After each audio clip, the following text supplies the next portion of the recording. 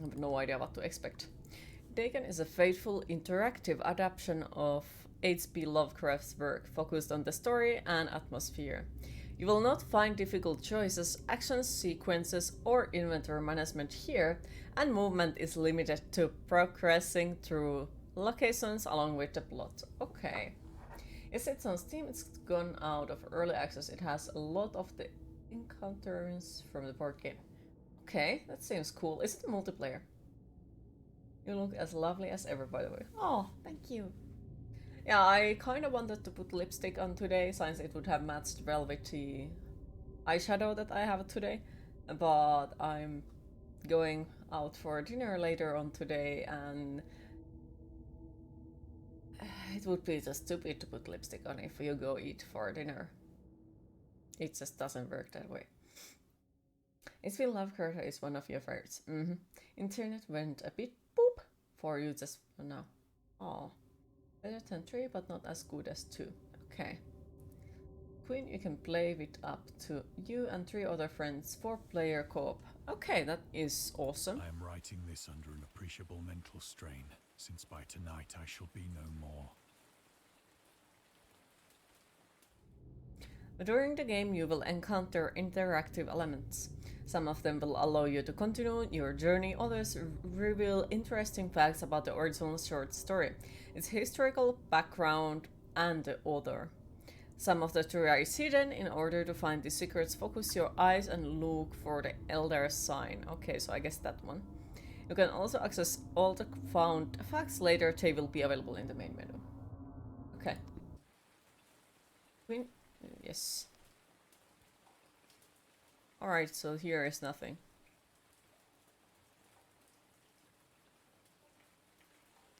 Oop. Penniless, and at the end of my supply of the drug which alone makes life endurable. By the way, is the volume good compared to my voice? And shall cast myself from this garret window into the squalid street below.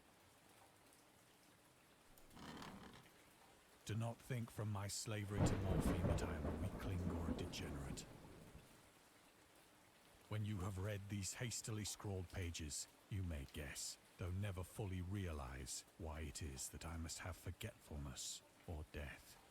I played the forest. Yes, I think I'm missing like 5 achievements or so from it, which I really need to get eventually.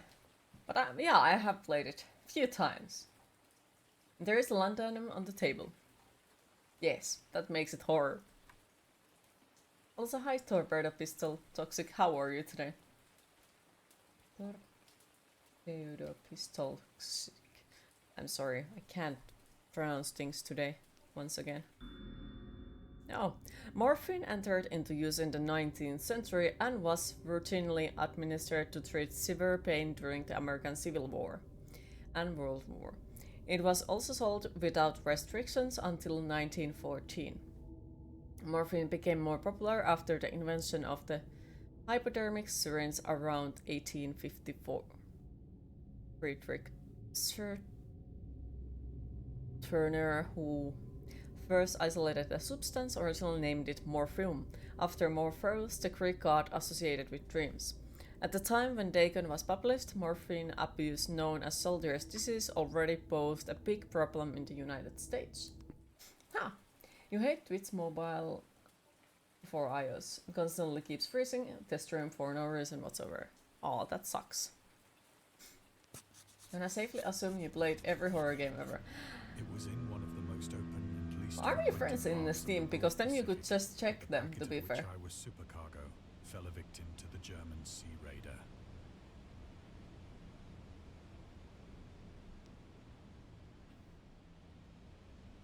Oh, I can't like move properly. Okay. No, we are not. Okay. The Great War was then at And its yet very it works beginning, perfectly on and the Android. ocean Yeah, forces fair. of the Hun had not completely sunk to their later degradation. So that our vessel was made a legitimate prize, whilst we of her crew were treated with all the fairness and consideration due us as naval prisoners. I just needed you to know. I love you. The Huns were Central Asian nomads who established a dominion in Europe and invaded the Roman Empire in the 5th century AD.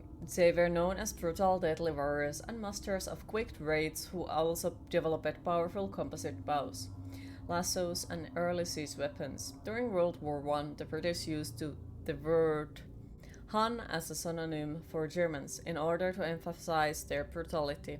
However, the originated German Emperor Wilhelm II gave a speech to his troops on 27th July 900 before they embarked to China. Should you encounter the enemy, we will be defeated. No quarter will be given, prisoners will not be taken. Whoever falls into your hands is forfeited. Just as thousands of years ago, the Huns under their king Attila made a name for themselves, one that even today makes them seem mighty in history and legend. May the name German be affirmed by you in such a way in China that no Chinese will ever again dare to look cross-eyed at a German. And their refusal to take prisoners was a clear breach of the laws and customs of a war adopted during the first convention 1899.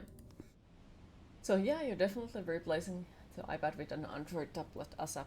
Oh, well, I do hope that that keeps working perfectly. Han, it's Ottomans, you think, but H.P. Lovecraft changed it. Oh, was really? The discipline of our captors, but 5 days after we were taken, I managed to escape alone in a small boat with water and provisions for a good length of time. I got to say that I don't remember. Like, yes, I did listen to the history classes, but oh dear lord, there has been so much info recently. Have to learn new stuff. When I finally found myself adrift and free, I had but little idea of my Hi there, Red surroundings. Lotus, how are you today? So far so good, I think. Never a competent navigator, I could only guess vaguely by the sun and stars that I was somewhat south of the equator. Of the longitude, I knew nothing, and no island or coastline was in sight.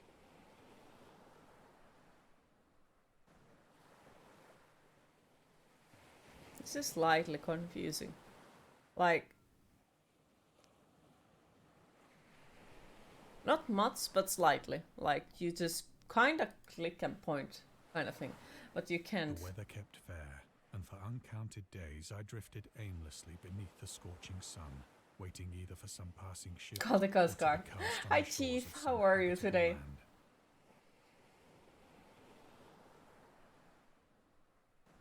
Added you on Steam, at least you think it was you. I got the friend request, so I guess it might be you.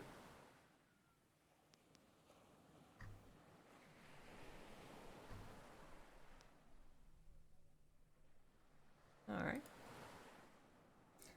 But neither ship nor land appeared, and I began to despair in my solitude upon the heaving vastness of unbroken blue.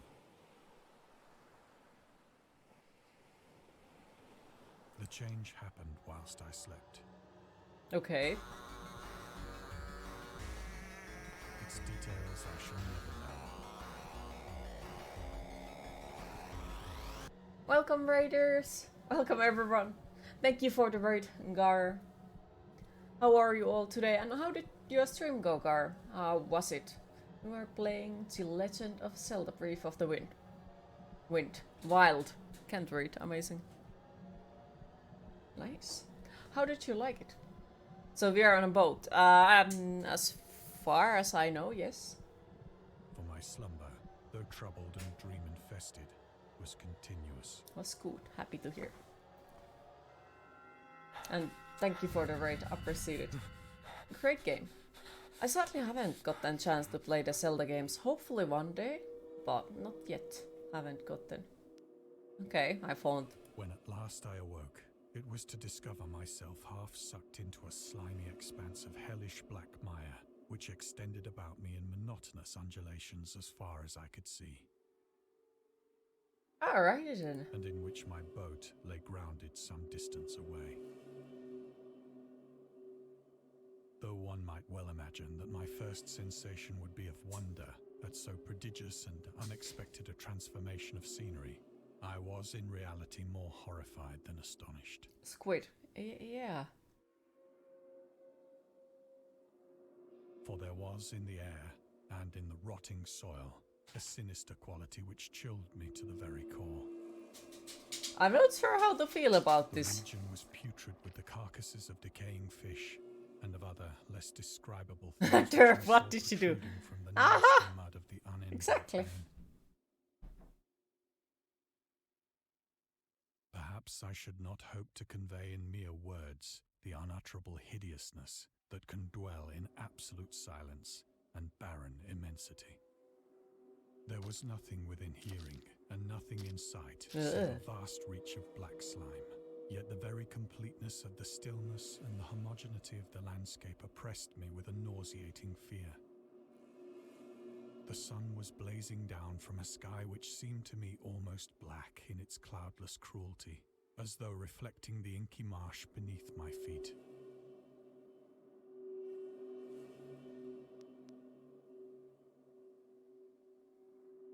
Okay, so there are no extra info panels. Oh, there it is. The origins of Dagon.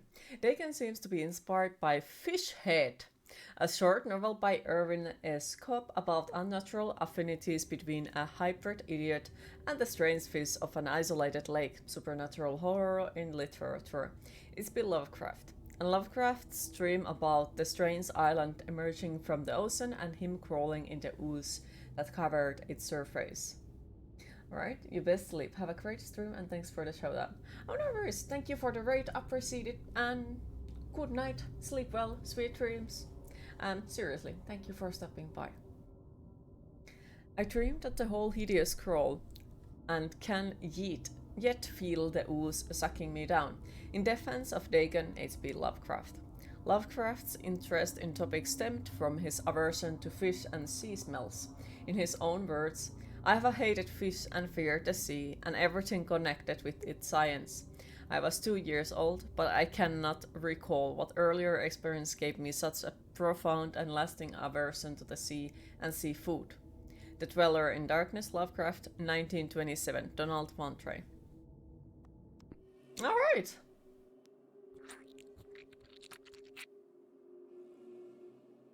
As I crawled into the stranded boat, I realized that only one theory could explain my position.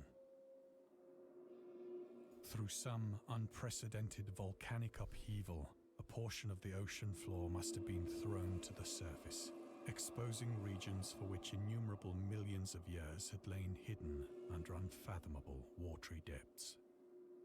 I'm not sure, like, can anything explain, the sea just So casually great was the disappearing extent of and... the new land which had risen beneath me that I could not detect the faintest noise of the surging ocean, straining my ears as I might. Never thought you would have something in common with H.P. Lovecraft. We both examined the origins of our fears.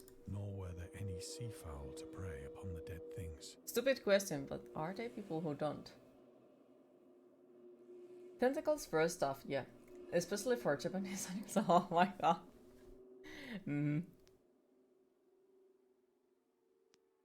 Because I find it's like really interesting to find out what is the reason. And maybe if you find a reason, you can get rid of it. You can think of one thing that could explain it. Please do tell. Tracks, a lot of tracks. Ah, fair, very fair. As the day progressed, the ground lost some of its stickiness and seemed likely to dry sufficiently for traveling purposes in a short time. That one squid is raving there, like... Look at it, it's just dancing there. It's happy.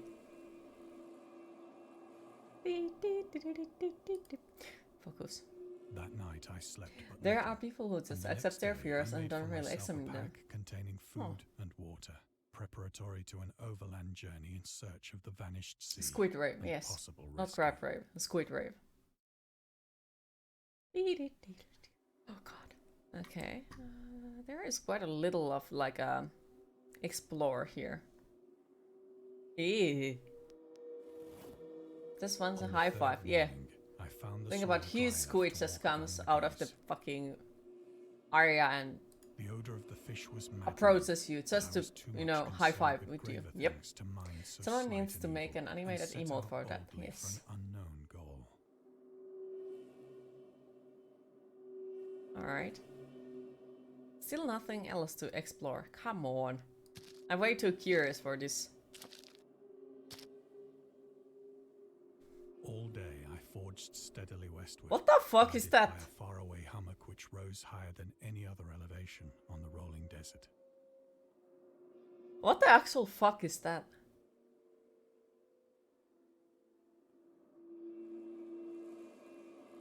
That is no squid.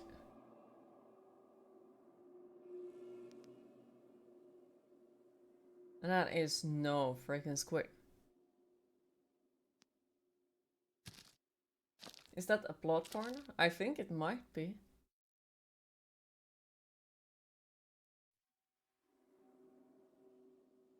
So little to explore.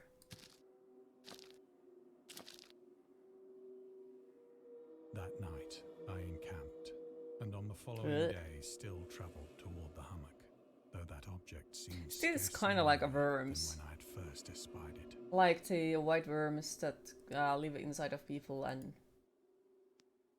eat everything. Ugh.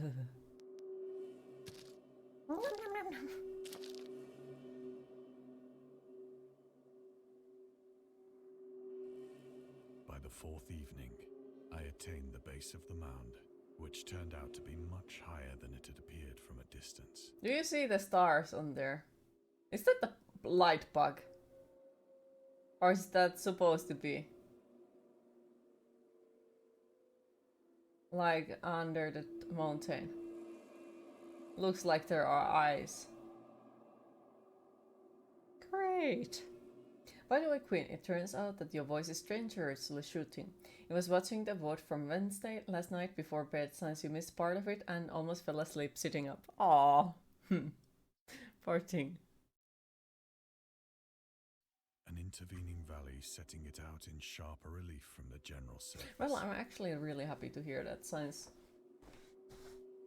Yeah, I'm still quite nervous with my own voice and well, most of the time I'm really I slept in the shadow of the afraid of using it. So I'm happy to hear sometimes positive feedback of it. But ere the waning and fantastically gibbous moon had risen far above the eastern plain, The voice? I was Dragon awake form? in a cold perspiration, determined to sleep no more. Yes. Okay, this looks actually really good. Such visions as I had experienced were too much for me to endure again. Imagine almost falling asleep and then hearing fucking cookies. A rude awakening. How rude! Yeah. And in the glow of the moon, I saw how unwise I had been to travel by day. Without the glare of the parching sun, my journey would have cost me less energy. Indeed, I now felt quite able to perform the ascent which had deterred me at sunset. Picking up my pack, I started for the crest of the eminence.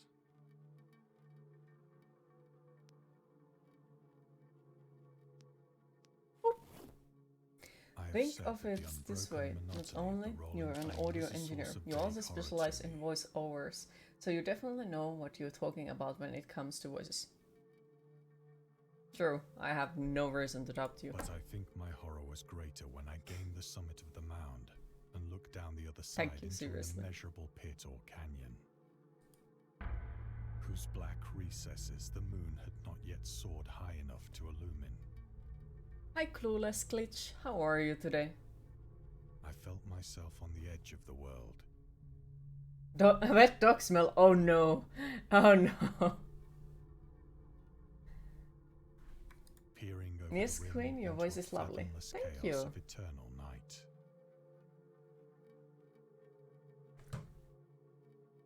And yeah, thank you for you as well, Clueless Glitch. I appreciate it. Through my terror ran curious reminiscences of Paradise Lost. Dex just came back from a walk and it's raining. Oh dear. Of Satan's Oh dear. hideous climb through the unfashioned realms of I do hope darkness. that now there won't be mud everywhere around the house, because it could be. As the moon climbed higher in the sky, I began to see that the a slopes big of the wet dog. valley Oh were no. not quite so perpendicular as I had imagined.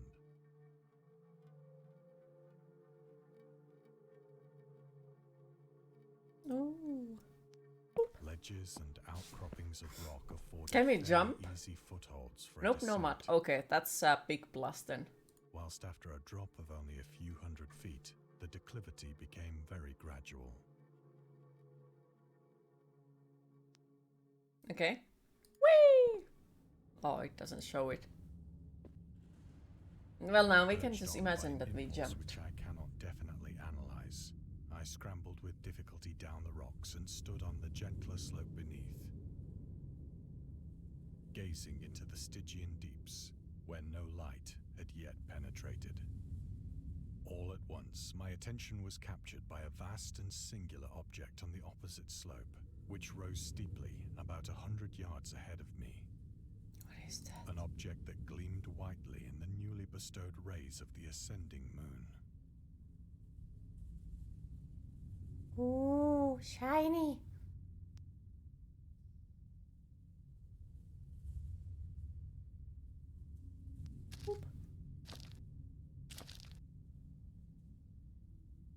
That it was merely a gigantic piece of stone, I Wait, soon assured myself. where I have seen this before. Because this reminds me of something else. But I was conscious of a distinct impression that its contour and position were not altogether the work of nature. A closer scrutiny filled me with sensations I cannot express. For despite its enormous magnitude, and its position in an abyss which had yawned at the bottom of the sea since the world was young, I perceived beyond a doubt that the strange object was a well-shaped monolith, whose massive bulk had known the work. This was the movie that had a huge of living and black thinking monolith creatures. and there was apes around it. What movie it was? Dazed and frightened, yet not without a certain thrill of the scientist's or archaeologist's delight, I examined my surroundings more closely. 2001 Space Odyssey. Thank you. Yeah, because for some reason that reminds me of it.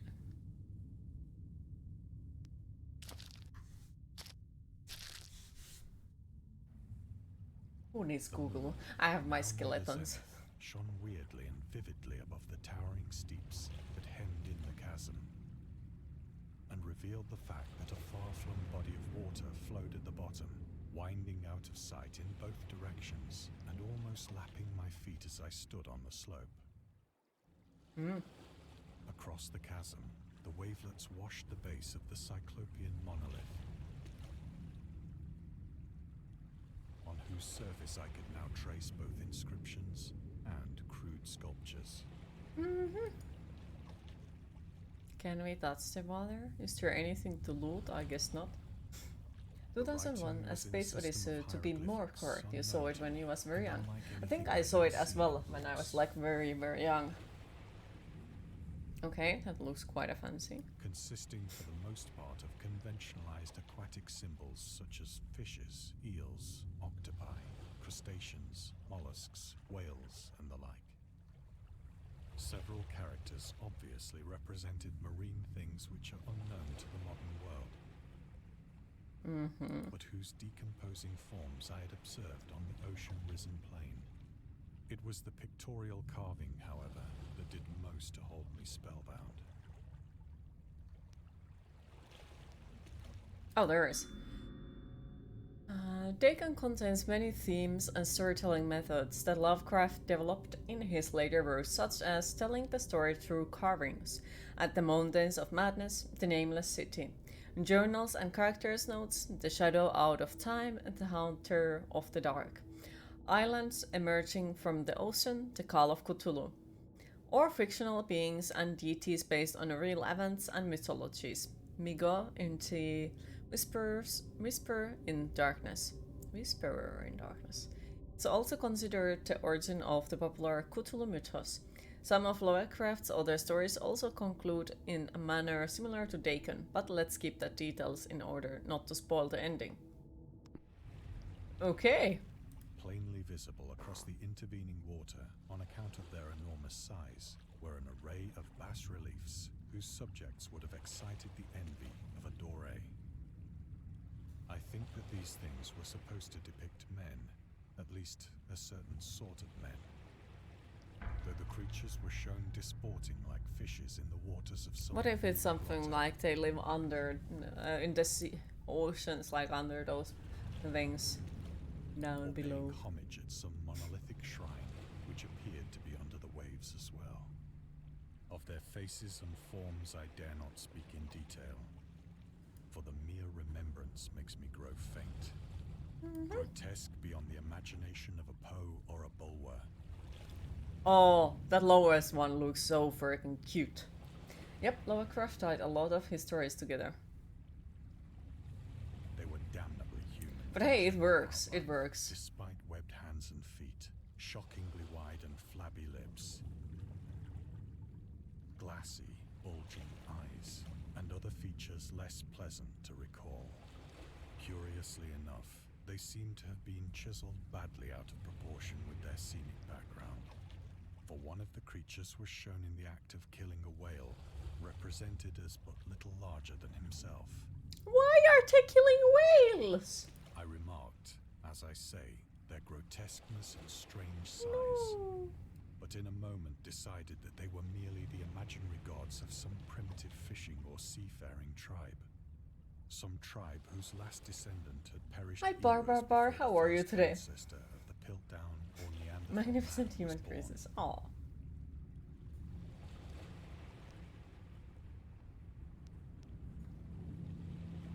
Awestruck at this unexpected glimpse into a past beyond the conception of the most daring anthropologist, I stood musing whilst the moon cast queer reflections on the silent. Hi, Radix. How are you today? Hello, you're kind and entertaining as more than beautiful lady with beautiful voice. How are you? Aw. Then, suddenly, I saw it. I'm good today, I think. With only a slight churning to mark its rise to the surface. Alright, we are dead. The thing slid into view above the dark waters. You good? Last, other things Ah, jump scare! Ah! like a stupendous monster of nightmares to the monolith, about which it flung its gigantic scaly arms, the while it bowed its hideous head and gave vent to certain measured sounds. You have to get a video of Dex walking. He still has the derpy puppy walk. Ah, I would like to see that. Sarcasm detector overload. Yes. Then, I think I went mad then. Oh, honey, you were mad already before seeing that, I think. of my frantic ascent of the slope and cliff, and of my delirious journey back to the stranded boat, I remember little.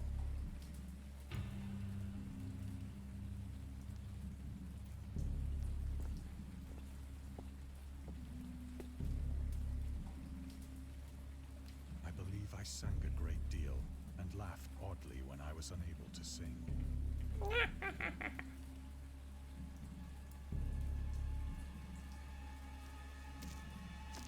Was it your headphones that made a loud static pop? Could be. At least I here. have indistinct Nothing recollections should of have what made must that. have come sometime after I hope. reached the boat. At any rate, I know that I heard pearls of thunder and other tones which nature Or maybe utters it's the game. in her wildest moods.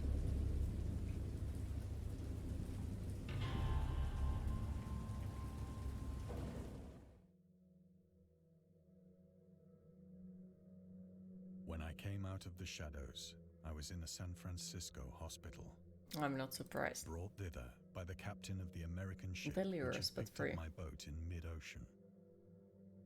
In my delirium, I had said much, but found that my words had been given scant attention.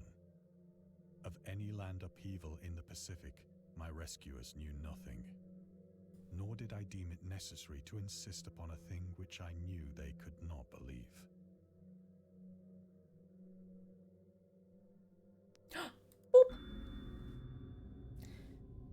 Lovecraft was a prominent figure in the world of amateur journalism. In 1915, he started publishing his own journal called The Conservative, which included political and social commentary, poetry, short stories, and literary criticism written by him and other authors. Howard was a skilled wordsmith, but he also took criticism to heart, which resulted in his decision to step away from writing poetry and concentrate on weird fiction again for the first time since his teenage years. Dagon, published in 1919, is one of the short stories written during that period. In this example, excerpt from The Conservative, the master of horror fiction explains his attitude towards warfare and the idea of world peace. Why any sane human being can believe in the possibility of universal peace is more than the conservative can fathom. Should the entire civilized world agree simultaneously to disarm, one or more nations would undoubtedly retain secret armaments and at the proper time take advantage of their more altruistic and less astute contemporaries in a wild career of conquest against unarmored victims. No country is or ever can be above warfare until the basic impulses of a human animal shall have miraculously changed. Huh.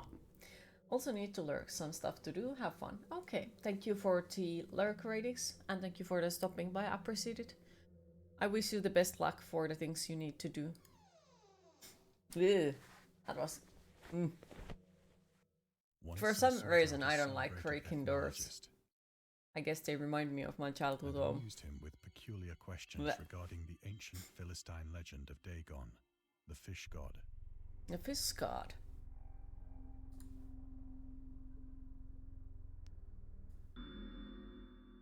Dagon was the main deity of the Philistines' worshippers throughout the Middle East as the ancient god of fertility and crops. In Hebrew, the word Dagon was a common noun for grain. The rulers of Akkad, Mesopotamia, chose him as the patron saint of their war conquest. He also appeared as the judge of the dead in an Assyrian poem and an underworld prison warder in one of the Babylonian texts. He is often mistakenly taken for a fish god due to the wrong interpretation of his name, as in Hebrew the word dag means fish. In H.P. Lovecraft's works, Dagon is an underwater deity ruling over the deep ones, a humanoid race with fish traits that resides in the oceans. He is worshipped by a secret cult called the Esoteric Order of Dagon. Alrighty then. Was there anything else we could have checked? Doesn't seem like it. Okay.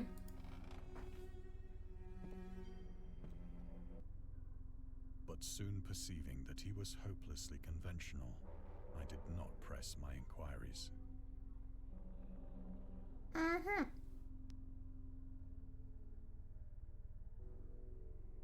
Oh, there is something else. August Derleth was an American writer and anthologist. He also befriended Lovecraft and published many of his works throughout his company, Arkham House. Although he greatly contributed to the popularization of the author's works after his death, he is surrounded by numerous controversies. One of his most questionable decisions involved introduction to God versus evil doctrine. Derleth was a devout Catholic. The Cthulhu mythos, which contrasted with Lovecraft's view of the world and his approach to cosmic horror. I can't fucking read. As a result, the author's work are often misunderstood and misrepresented in today's culture. It is also worth noting that Lovecraft was never really interested in creating a mythology, and the term Cthulhu mythos was coined by Derleth after the author left the mortal plane. Oh. Okay, so I guess I'm learning new stuff as well.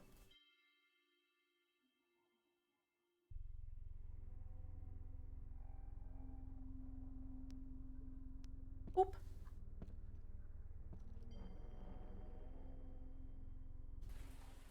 It is at night, especially when the moon is gibbous and waning, that I see the thing. The thing? I tried morphine. Oh wait, we are at the beginning. But the drug has given only transient surcease, and has drawn me into its clutches as a hopeless slave. So now, I am to end it all, having written a full account for the information or the contemptuous amusement of my fellow men. Lovecraft hated tobacco, even though he used to smoke when he was 12, in order to look and feel like an adult. In his correspondence with a friend, Reinhard Kleiner, he claims that he quit as soon as he started wearing long pants. He also had a very strong opinion about alcohol, as evidenced by his letter to Cecilia Brown, dated 13 February 1929. As for the matter of drinking, I have never tasted intoxicating liquor and never intend to. Having a strong aesthetic disgust at anything with plants or croissants, the delicate natural equipoise of the evolved human intelligence and imagination. Drinking exceeds my personal repugnance, hence I don't drink, let her do what they will. I'm rather in favor of prohibition and prohibition of any one antisocial force as well as of any other. The Spirit of Person, Lovecraft Letters to Celia Brown, read Bishop H.P. Lovecraft, Zine Prenny, and Andrew Levens S.G. Joshi. Aha! Okay. Boop. Often, I ask myself if it could not all have been a pure phantasm. A mere freak of fever, as I lay sun-stricken and raving in the open boat after my escape from the German man-of-war. This I ask myself. We are back at the boat. Ever does there come before me a hideously vivid vision in reply. I cannot think I guess so. of the deep sea I have no without idea what that shuddering word means. at the nameless things that may at this very moment be crawling and floundering on its slimy bed, worshipping their ancient stone idols. Ooh, what the carving fuck? detestable likenesses on submarine obelisks of water-soaked granite. Practice of promotion of a total version of this from alcohol more. Ah, okay. Thank you. I dream of a day when they may rise above the billows to drag down into their reeking talons the remnants of puny, war-exhausted mankind. Of a day when the land shall sink and the dark ocean shall ascend amidst universal pandemonium. The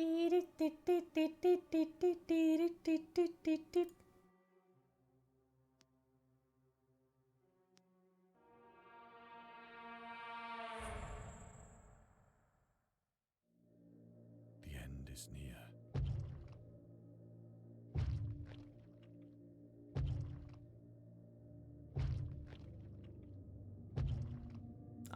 Are the squids knocking my door like, hi, we are coming to visit.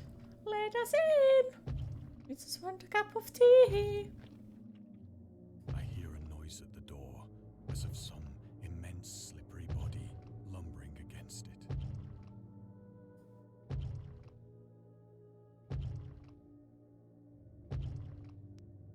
It shall not find me. So we go under the bed or close our eyes so it can't find us, right? That's how it works. Too late. Trick or treat. Hand! Not the hand. The window! The window! Whee!